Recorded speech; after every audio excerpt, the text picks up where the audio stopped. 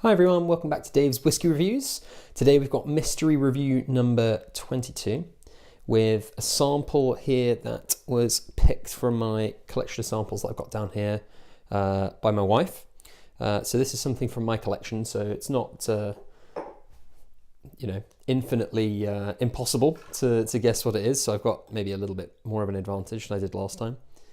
But we will have a look and see what this sample is. The colour is looking light gold, I would say. In terms of the viscosity, which I think really screwed me over last time because so for some reason I completely ignored what the viscosity and what the alcohol was actually telling me and guessed something cask strength anyway, despite none of those things telling me that it was cask strength. So we're going to have a look at the viscosity and then we're actually going to remember something about it because it can give you some clues as to what the whiskey is or what strength it's at anyway.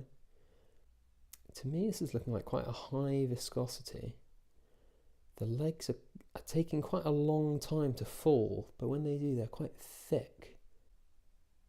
It's quite funny that the last one I had was a Lagavulin 21, and on the nose it was so quiet. It was really, really strange. I seem to find it quite hard to sort of pick up the peaty notes on the smell sometimes.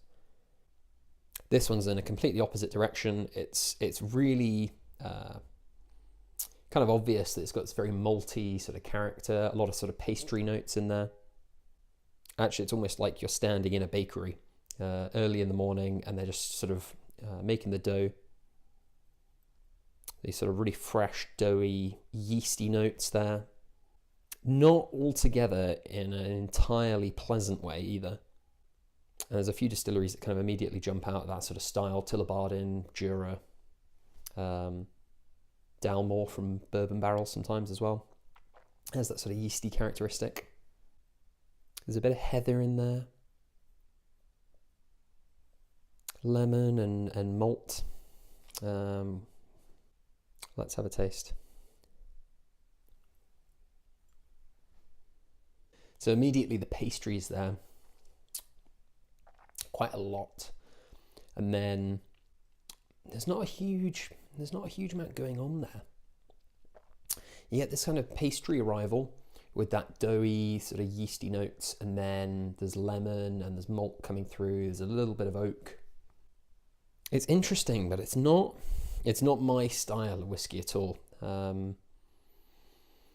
I tend to prefer these whiskies that are very sort of peaty, and that tends to make them quite interesting. You get these sort of the complexity just coming from the raw power of the peat, and you get other whiskies that are very sort of sweet Speyside malts with lots of sherry going on, and that brings sort of a complexity into the whiskey as long as it's well balanced. This is something more of a sort of Highland style of whiskey that doesn't quite always jive for me because those sort of pastry notes aren't really balanced by anything in particular.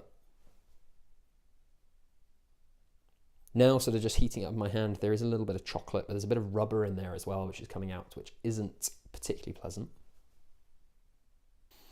It's quite sour as well, in particular into the finish. Into the finish, there's this sort of sour lemon and grape kind of note, and a little bit of that rubber again.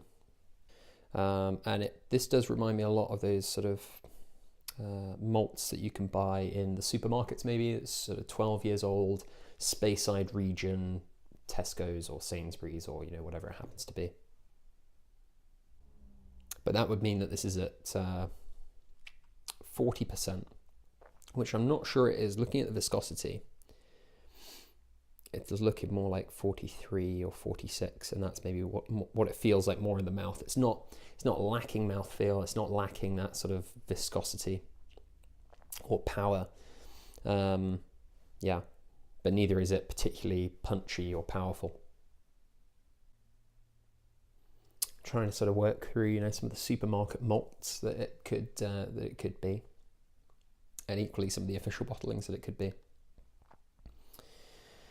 I reckon it's probably Speyside or Highland region. It's probably 10, 12 years old. It's probably 43%-ish. But which distillery? And unfortunately, I have a lot of samples from very random distilleries that you wouldn't normally taste, because I was kind of working my way through trying to taste as many different distilleries as I could.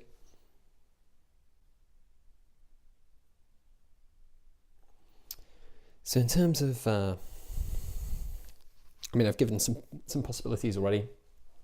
Jura and Tam Netherlands, another one. Tullabardin.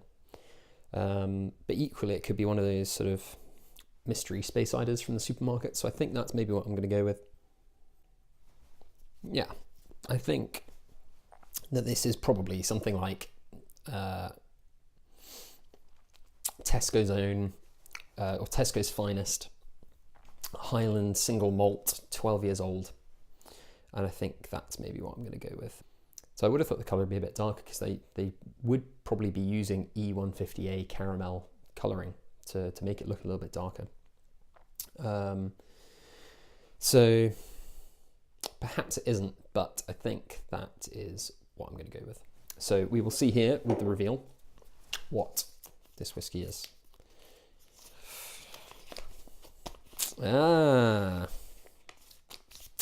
We were close with the teas. We should have gone with more distilleries starting with T. So in fact, this is Teaninich, which is 10 years old from the Flora and Fauna releases, which is at 43%. So we were very close with the age and the region and strength. So I'm pretty happy with that, just not quite the distillery. And again, I was kind of right with, could just be one of those random distillery samples that I had from one of those distilleries that you never sort of really hear of, because you don't really hear of Teaninich as a distillery. You know, it's mainly used for the blends, a lot of the Johnny Walker Diageo blends. It's one of those kind of distilleries that you don't really hear about, you don't really see in single malt form. So this is one that they do for the Flora and Fauna releases, and it doesn't really have a distillery release of its own, or at least this is the only one. So if you're looking for Teaninich, then this is probably the only version that you're going to be able to find commercially available, unless you go into the independent bottlings, and even then there aren't that many as far as I'm aware. I haven't tasted many. But there we go. Yeah, I'm pretty happy with that, because I'm not sure that I would have smelt that, tasted that, and gone, that's Teaninich. I know because I've only tasted this one. I think I don't think I've had any others. And it's not a lot to get an idea of the exact distillery character, and as I said, it is similar to a lot of others. Yeah, but it's interesting.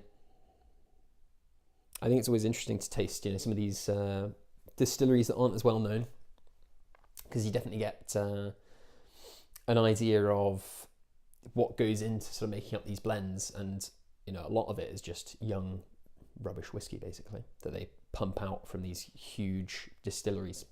So this is sort of one of those blending workhorse distilleries from Diageo. But yeah, hope you've enjoyed this video. Thank you very, very much for watching. I'll be back soon, hopefully with mystery review number 23. But for the moment, hope to see you soon.